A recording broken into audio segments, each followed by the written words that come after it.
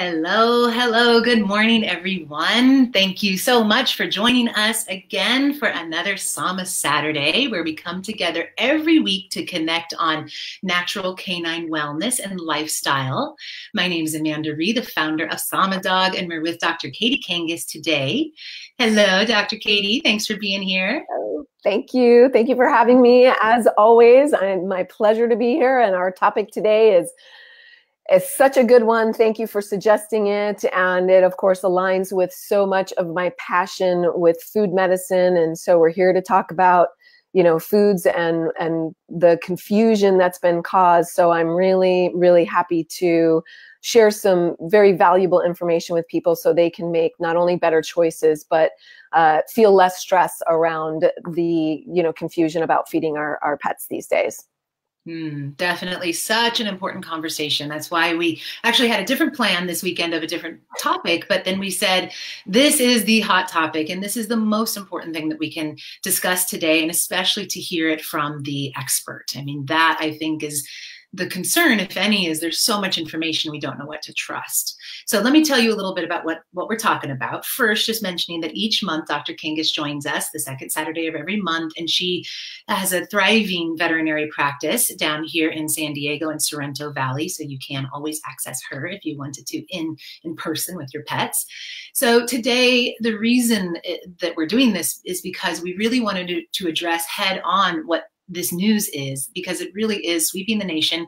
Both of us and all of the practitioners that we know are having so many calls coming in. It's flooding the media, creating panic and confusion for pet parents all around the world.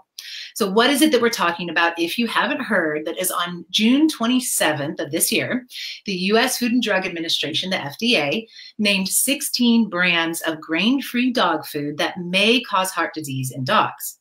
The specific heart condition is called dilated cardiomyopathy, referred to as DCM. And this release has caused national and international concern bordering upon hysteria, because these 16 dog foods are some of the top selling brands of natural pet foods in our country.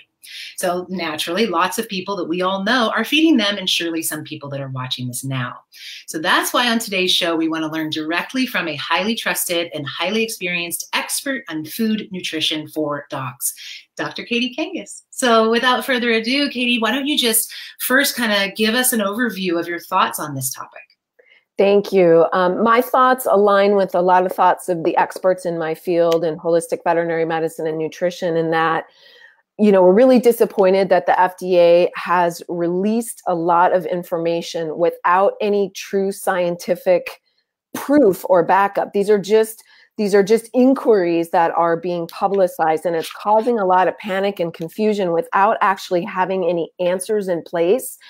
And there are a lot of people that are requesting or, sort of lobbying for the FDA to kind of step back and not be giving these reports without the answers already in place, because it's causing way too much confusion. And honestly, not only are pet parents confused, but veterinarians are just as confused. And there are actually a lot of veterinarians, general practice veterinarians and specialists, including cardiologists, that are now confused and advising pet parents to feed foods with grain in it, which of course I would completely disagree. But this has caused so much confusion, and truly there's not enough research and scientific proof to back any of this. And this is well established. I mean, the FDA says this may be happening. We're seeing a link.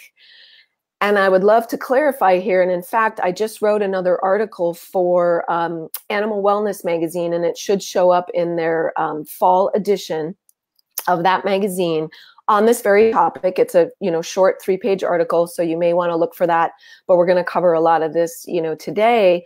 But one of the things I say in the very beginning of my article is, first, I would like to establish the fact that a link to a link to something does not equate to a direct cause, okay? So just because something's linked, there are so many factors going on here. And one of the things that I would like to point out, for instance, to give people a little bit of perspective, is they're saying that this disease, dilated cardiomyopathy, appears to be happening more frequently in pets eating grain-free food. Well, there's two huge factors going on here. we are seeing a massive increase in disease in our pets and ourselves. Sorry to say, but we know this is true. We're seeing higher rates of cancer. We're seeing higher rates of autoimmune disease. We're seeing higher rates of heart disease too. That's one of the, that's one of the things that, just in the mass scheme of all of the things we're seeing, heart disease is of course one of them. So this could purely just be the fact that we're seeing more of everything. I mean, they haven't looked at cancer with specific types of foods. Of course, from my holistic background, anything that's heavily processed is going to be lending to more cancer and more autoimmune and all these things. And of course, these links have not been publicized, but I mean, that's kind of, a no-brainer. And the other thing that I wanted to point out that is lending to this link is that grain-free foods are so popular right now for good reason. And we can, clarify what the kind of misnomers about it are.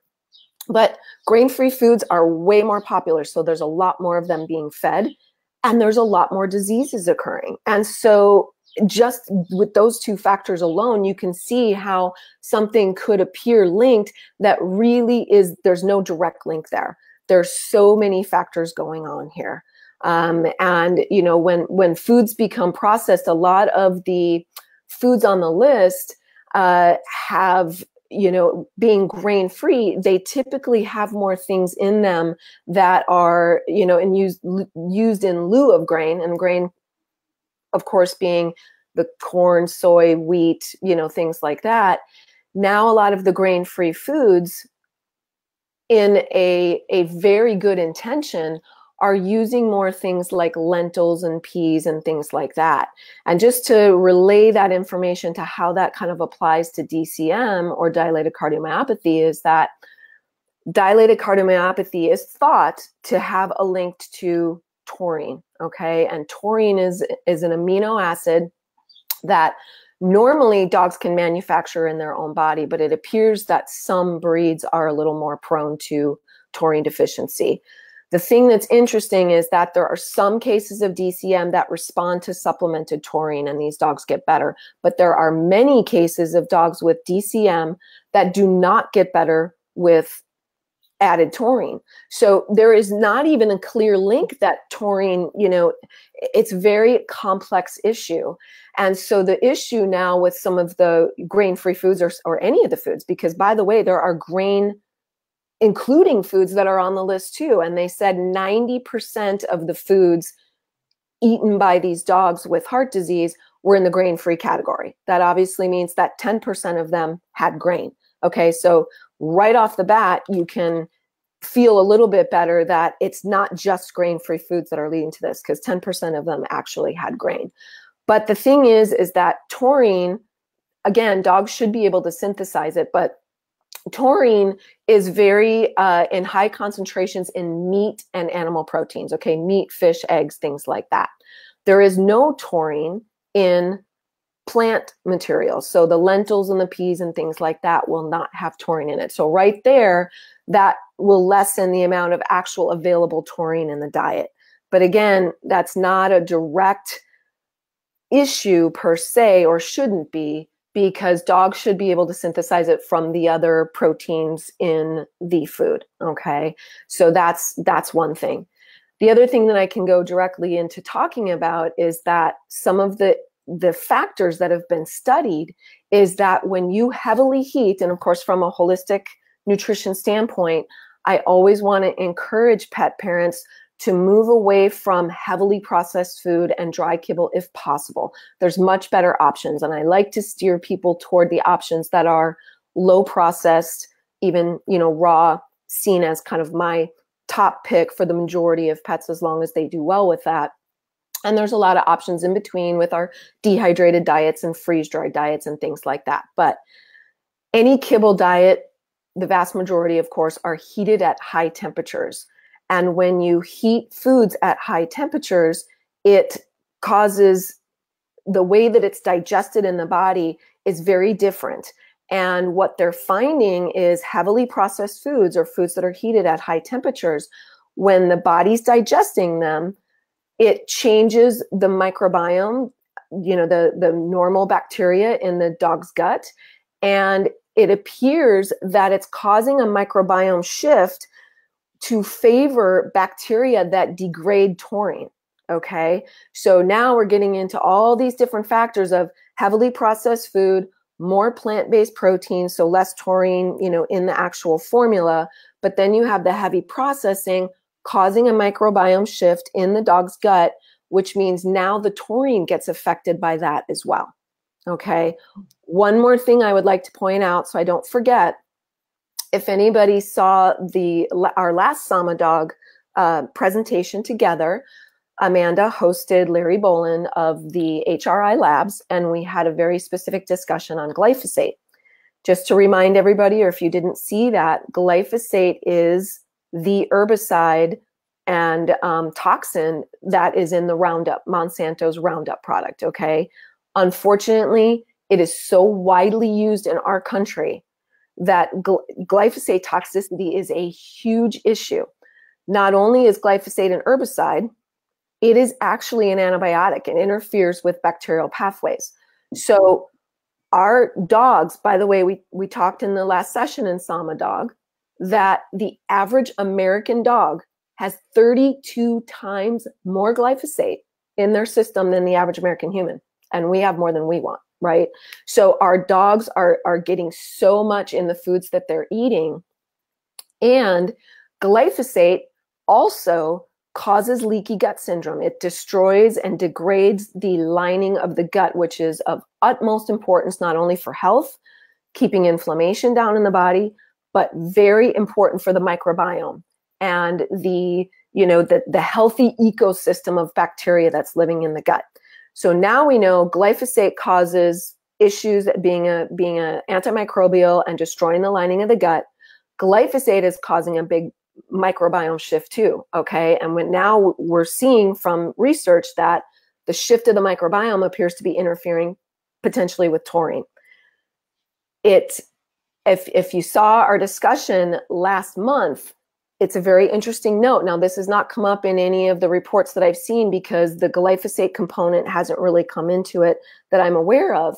But this is such a new topic, and Amanda and I were able to gain some very leading edge information from Larry Bolin of HRI Labs. It turns out that unless they're organic, oh, by the way, lentils and peas are some of the most high levels of glyphosate foods that you can eat, actually higher than corn, soy, and wheat. It turns out that the GMO crops, which a lot of people know are corn and soy, big time on there, have actually they have a moderate level of glyphosate. We don't want that. But lentils and peas actually have more because they're sprayed at the end of harvest rather than the beginning of harvest like GMO crops are. So these non-GMO foods, like the lentils and the peas, actually have more glyphosate. So you can see now, just from that brief discussion, how many factors are going on here. We've got glyphosate. So one of the big take homes I take out of this, or I'd love to share with everybody, is first of all, buy organic food whenever possible, because if there is plant-based material in there, organic is way better. We got a whole, notch down of one of the huge players in this whole scenario that hopefully is not a factor. So buy organic whenever possible. Also, get the least processed food that works for your budget, your pet, your household, etc. The more closer we go to raw, the less heat that's involved in processing the foods that we feed our pets, the way better health they're going to have across the board, but especially concerning this very specific issue that we're talking about today. So those are two big issues. And then the third one is when you are selecting a food, whether it's a kibble or a dehydrated food or freeze-dried or whatever, select a food that has the most of the initial ingredients being high-quality meat or animal-based products. Lentils and peas and non-grain things, or even any kind of carbohydrates, should not be at the top of the label, okay? So just by doing those three things alone, you can make a vast difference for your pet's health in such a positive way. This topic and every other health topic that we could talk about. So hopefully that's a nice lead in, and you can, you know, kind of add in any direction that you think we should take from there, Amanda. And of course, I have other points I can add in. Well, it's great, Dr. Katie. Thank you so much, because I really do think that that gives us a foundation. And most importantly, an understanding that within a Facebook Live or any shorter conversation, we're not going to get to some final bottom line.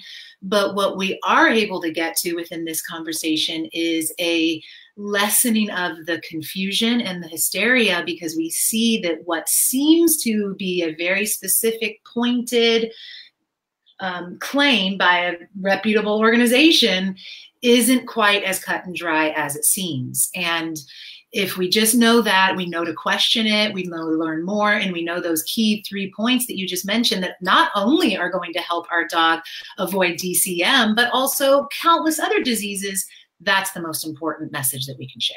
Thank you. Well said, well summarized. I love it. So helpful.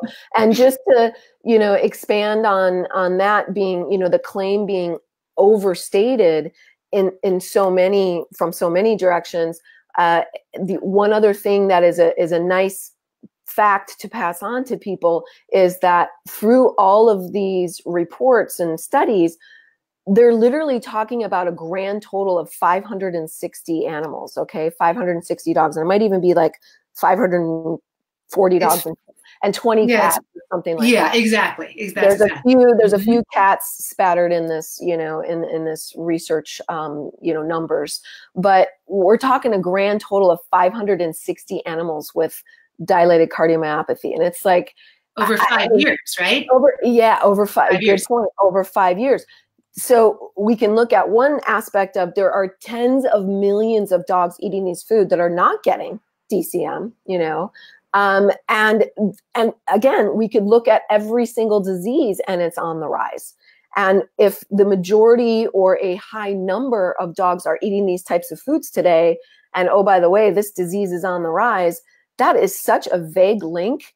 And there are so many multifactorial complex issues involved in the understanding of DCM, and how much of it is even diet related. As we mentioned, taurine is not always in the cause factor. And it's actually been shown through research that up to perhaps only 30% of DCM cases are even diet related at all.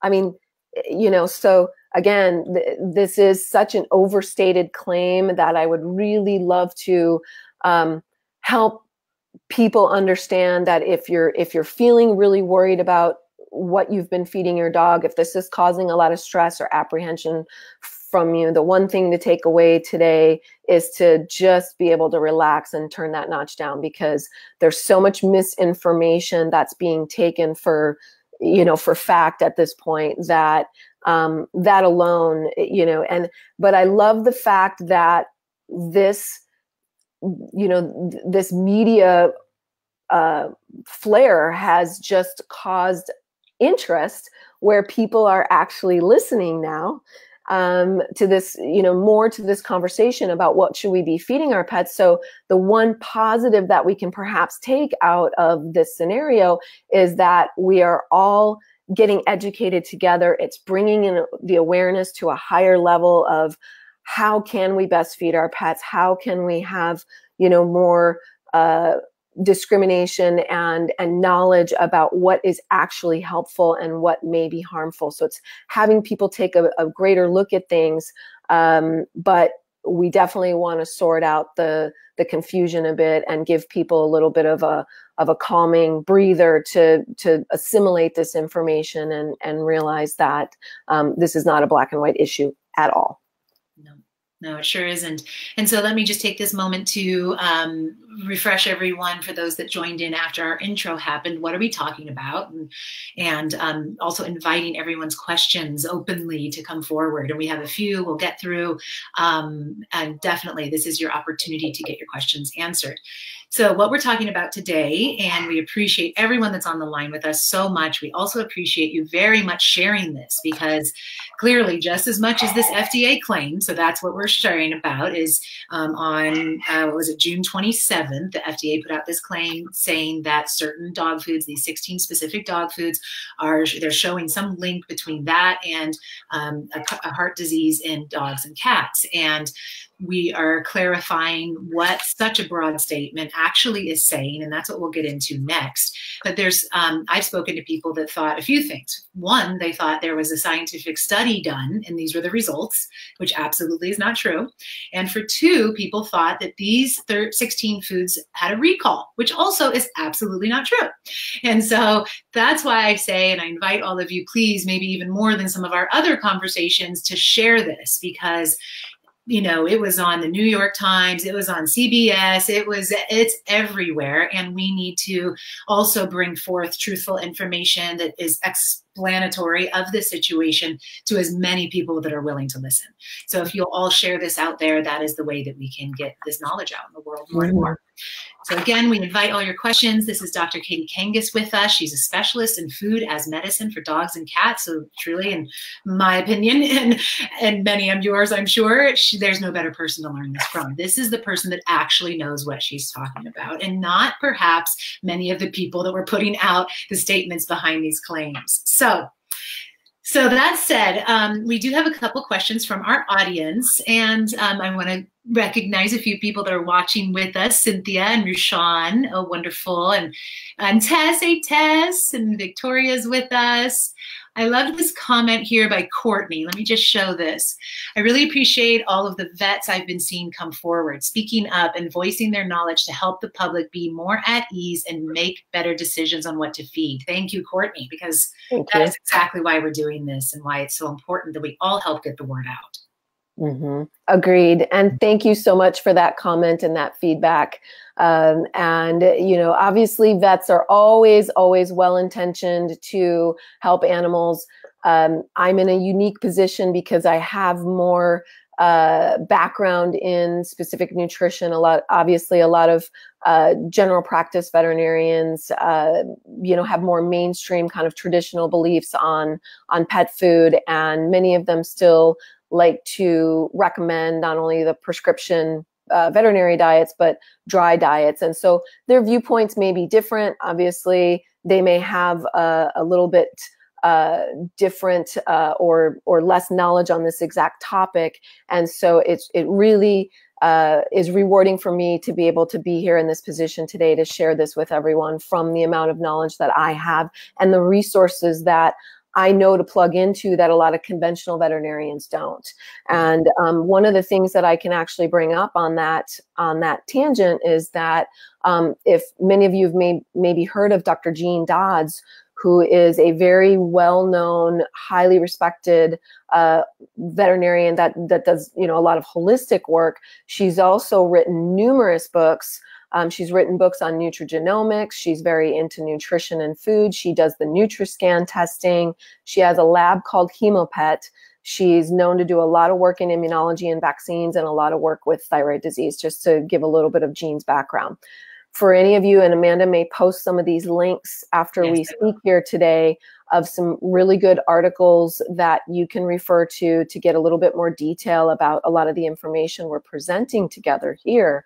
But I wanted you to know that Dr. Jean Dodds has her website at Hemopet Labs, and she does fantastic blog, educational, write-ups. I don't know if she does one a week or a few a month or what it is, but thank goodness, very timely. She put together a very nice little user-friendly report for everyone to educate themselves on this very topic. And one of the things that I can actually read right from her site that she put is, she says, we agree that the FDA, that the association between diet and DCM, dilated cardiomyopathy in dogs, is a complex scientific issue that may involve multiple factors.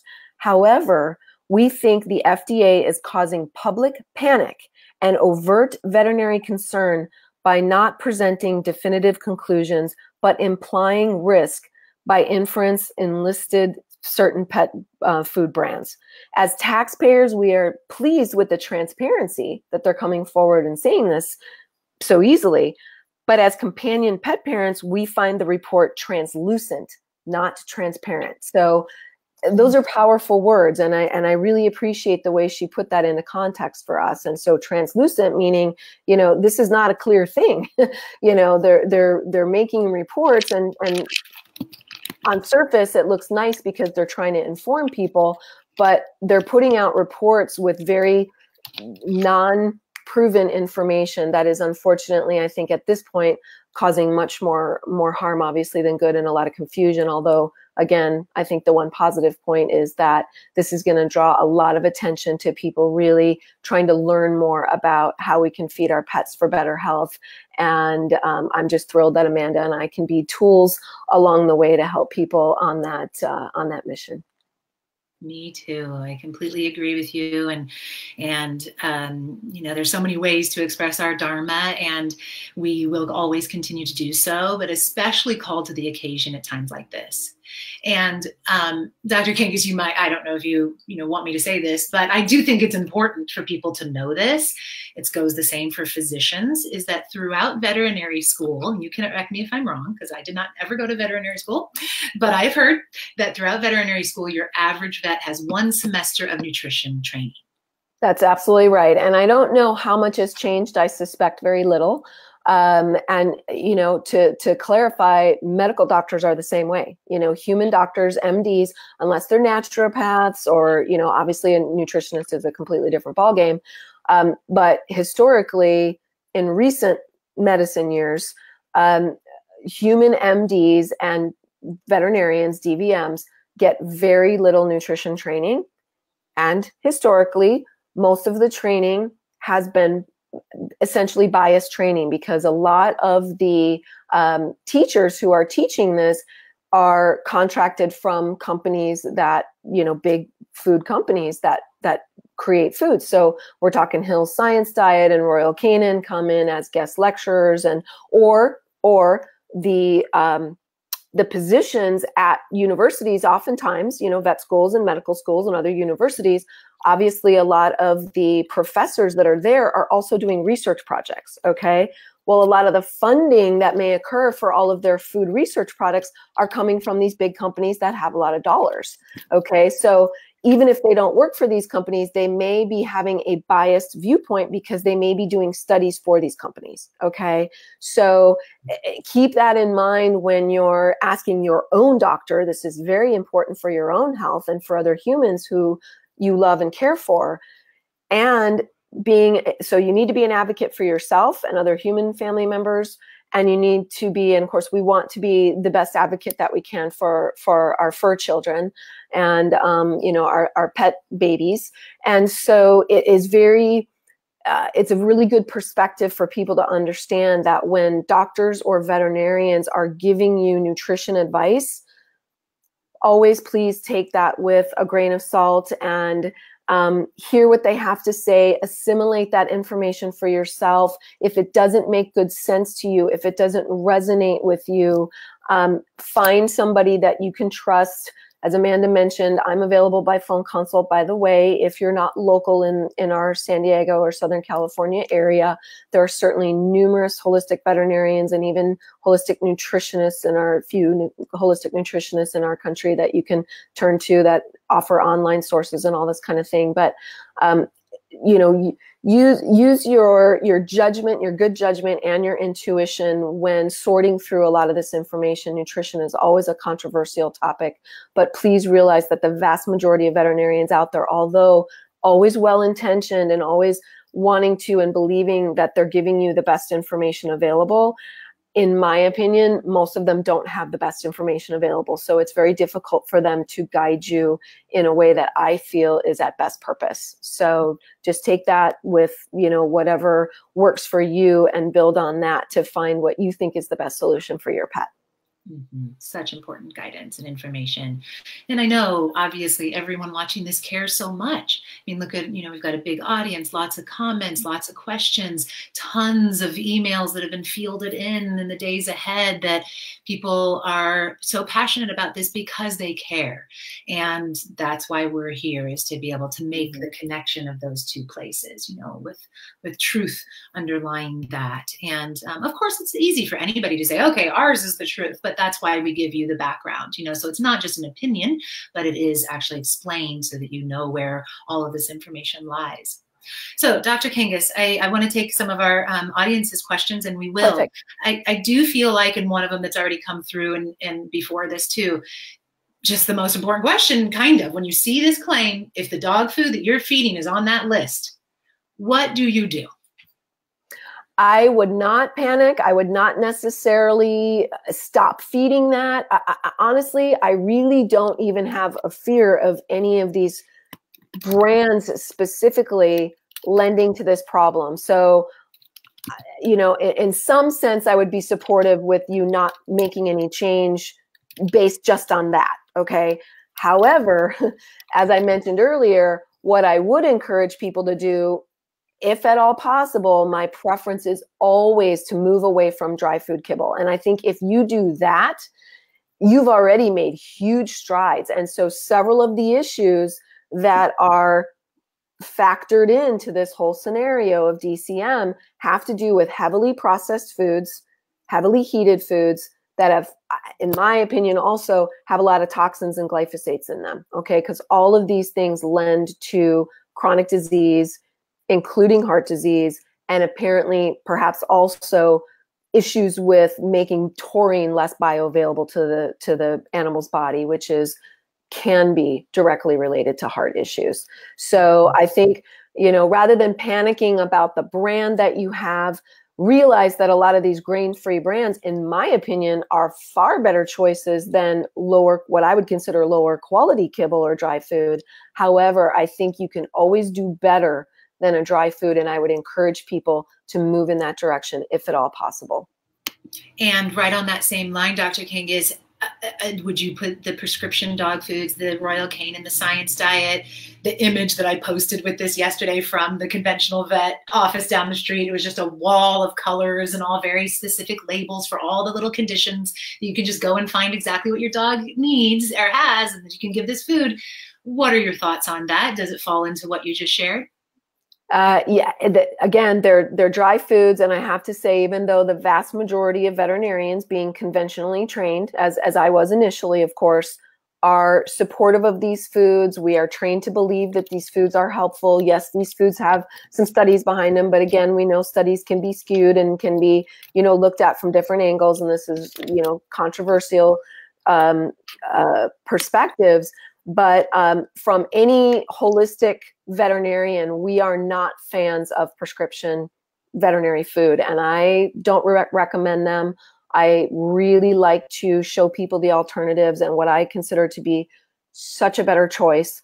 And just to clarify, those veterinary diets, the Hills and the Royal Canin and things like that, they are just like other dry kibble. They're heavily processed.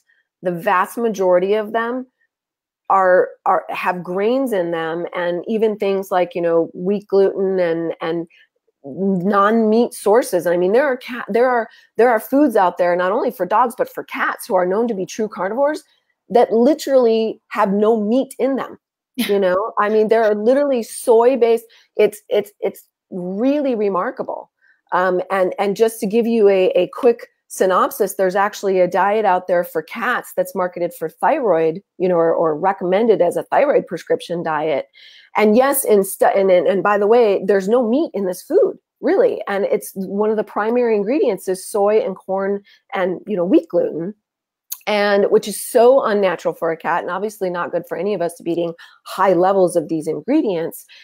The studies that were done on that diet show that it actually brings down the thyroid hormone, but it doesn't actually create better function for the body. So when they do their studies, sometimes they're just looking at the blood value, and just because this diet is low in iodine, and so the thyroid hormone counts on that or requires that for its manufacturing, just because that thyroid hormone comes down doesn't mean that it's actually fixing the problem. Okay, in the pet's body. So sometimes, these prescription diets can be formulated and recommended based on, what I consider, something on paper, but I'm more interested in what's happening in the pet's body. So just because a lab value got better doesn't mean that the disease got better. or that the pet's doing better. And you put these cats or dogs, if it's similar scenario here, on these diets that have very low animal protein, if any, in them, and these high volumes of, grain foods and things with more toxins in them and all these other things, plus heavily processed, heavily heated, then, the thyroid value may be falling, but everything else in the cat's body is getting more inflammation, more disease, more cancer, all this other stuff. So you may have appeared to solve, which I would even dispute that, one problem, but then you're causing numerous other problems by feeding poor quality nutrients. So from my perspective, and every holistic veterinarian that I know, and anybody who's knowledgeable and passionate about nutrition from our standpoint, is not a recommender or a fan of the veterinary prescription line diets. And certainly, and we can clarify here too briefly that, dry food definitely, in my mind, kind of, gets a bad rap as far as heavily processing. But just to clarify, the canned foods are heated at quite high temperatures as well. I definitely favor the moisture. So if I had to choose between dry and canned, I would definitely gravitate to canned. But please understand that canned foods are also heavily processed. So they're still kind of in that category, by the way. So I'd still opt for, if at all possible, something that's less processed than a traditional dry or canned pet food. Yeah. Anything that can sit on a shelf or in a hot garage for years on end and still be served is just never going to be ideally, useful, beneficial, healthful for any of us. Bingo. Now, having a little bit of that, because think of our cereals, our granola. If we get like an organic granola, it can sit on the shelf in the garage for a long time and we can still eat it. But if we only ate that, which is exactly what our pets are doing, we would never expect ourselves to be healthy and vital.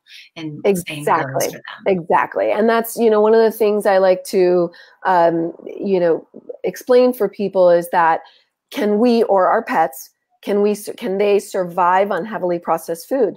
The body can be very resilient, thank goodness. So yes, people and animals can typically, you can survive, clearly. I mean, pets have been living on kibble for a long time before we got smarter about a lot of these factors, but we don't thrive. They don't thrive. We're not going to thrive, succumb to less, diseases and degenerative issues, less inflammation, less cancer, things like that. So the more awareness we have, the more understanding we have, the wiser choices that we can make, not only for our pets, but for ourselves and our human family members too. So I love the fact that this whole scenario is bringing out more awareness and people's willingness to listen and really look for better answers. Mm-hmm. So true. I want to call up one comment here by Victoria, and just to specify, Victoria, that there was not a study. There is no study. And so I think it's just important. I said the same thing a few days ago to a friend of mine referring to studies, and I too was misunderstanding that. But as far as, is that correct, Dr. Kangas? I think I was just going to say, I was going to try and clarify by looking at some of my references here just to make sure. There may be studies going on, but there is no published results study. So I think there are. Is. Okay, right. Exactly. I mean, that's our point, is that this claim that recently came out is not the findings of a study. Exactly, right. So there have been ongoing studies, or at least researchers looking at information, but I don't think that there's actually been a very detailed study, and there certainly hasn't been proven results of a study. Mm-hmm. Mm-hmm. Okay, so let's see here. Rena has a good question here. How is DCM different than congestive heart failure? And what are the symptoms of DCM that pet parents should be aware of? Can a vet check your pet's taurine level with blood work if there's a concern? Yeah, those are actually really great questions, Rena. Hello, Rena. Dr. Dodds actually did put in her report on her blog reference that you can do taurine levels. Now, I personally have not submitted one, so I would bet with a lot of this information coming out that more laboratories are, going to be marketing this test. So clearly it's available if Dr. Dodds is talking about it. I personally yet have not tested for taurine. Obviously, cardiologists are doing these tests, so it is available, and it'll probably be done more and more by general practitioners. The difference between dilated cardiomyopathy and DCM is that can actually lead to congestive heart failure, okay? Dilated cardiomyopathy is a condition of the heart where the heart muscle dilates and weakens to the point where the heart will have poor contracting or contractibility of the muscles, okay, so that the heart can't pump the blood as efficiently. So once DCM is in place for a while, this cardiomyopathy just means, the muscle of the heart is affected. So once the muscle of the heart is weakened to a point where it can't compensate for enough function to pump to the body, then you get into the level or status of congestive heart failure. The most common type of congestive heart failure, or the most common promoter, or what do I want to say, the most common cause leading to congestive heart failure in dogs is typically mitral valve disease. So people may see the term MVD, but the mitral valve is the valve on the left side of the heart. The tricuspid valve is the valve on the right side of the heart. And many, many dogs that have heart disease have a malfunctioning valve in the left side of the heart, okay, the mitral valve. And what happens is it typically happens as they age, it's an acquired issue, and there's certainly more breeds that are prone to it. So there's obviously probably some genetics involved there.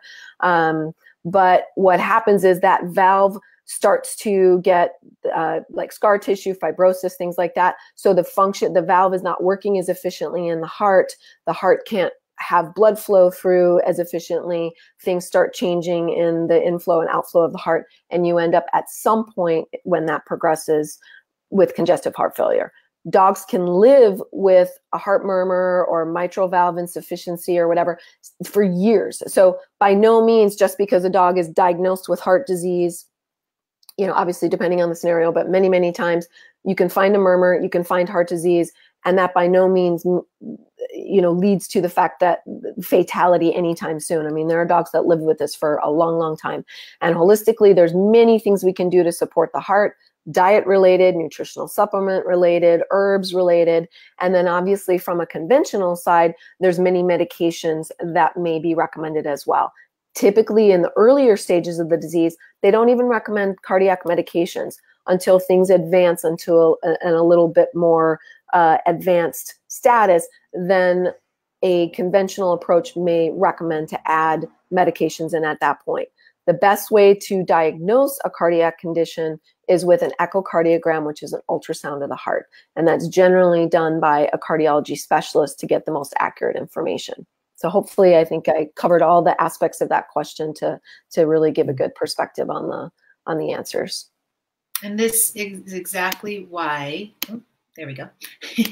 This is exactly why, Dr. Kangas, we're so lucky to have you, is because, where can we find this information otherwise? And even if we're in an appointment with our holistic vet, if we are lucky enough to have one near us and we're doing that, then oftentimes we don't have time to get into some of these details and just look at how long you've been explaining this. This would be our whole appointment. So, let's not even let's recognize, I want to pause a moment and just recognize you for taking the time and the interest and your love and knowledge to share it with us so openly like this, because it really is exponential. And again, I just invite all of you that are on the line to please share this. We have a couple people that commented that, they've been into pet stores and there's information being shared behind the counter that, it doesn't sound in alignment to what we're talking about. And then there's other people that are so angry about it. So please just help us to get this information out there.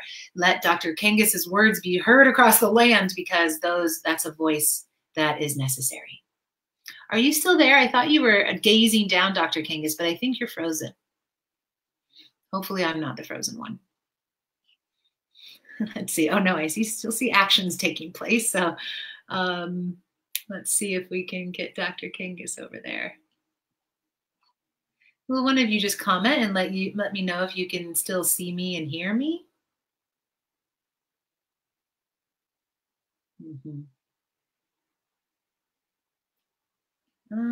Maybe we're frozen.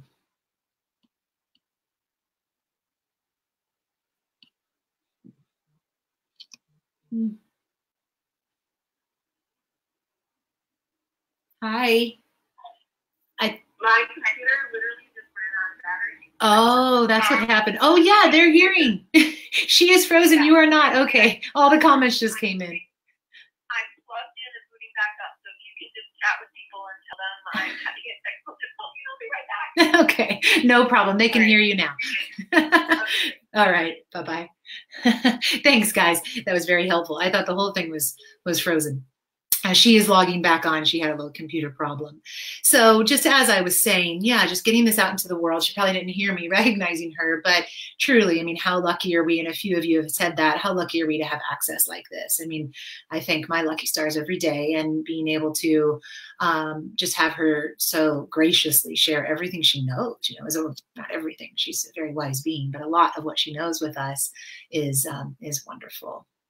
So just wanted to share, let's see here. There were a couple questions or comments. Yeah, Rena had said that it's such a great conversation, and there's a lot that is coming up for her. Rena is our friend who works at a natural pet food store, Dexter's Deli here, and she said that at her locations at the stores, a lot of these conversations are coming up. So sharing this information there as much as you can. We all know so many people in this industry. So we will, I'm just looking through to see if there's any other comments or questions that I could address before Dr. Katie comes back. Let's see. Yeah, lots of comments. You guys are great. Thank you so much for all of this interaction. And now I see that you see me. Okay, that's good. Yes, Jenny, I did see your question. Let me go down to that one. One moment here. And I see Dr. Kangas is coming back. There she is. Hi. Little technical difficulties never hurt anybody. Can't hear. Oh, you can't hear?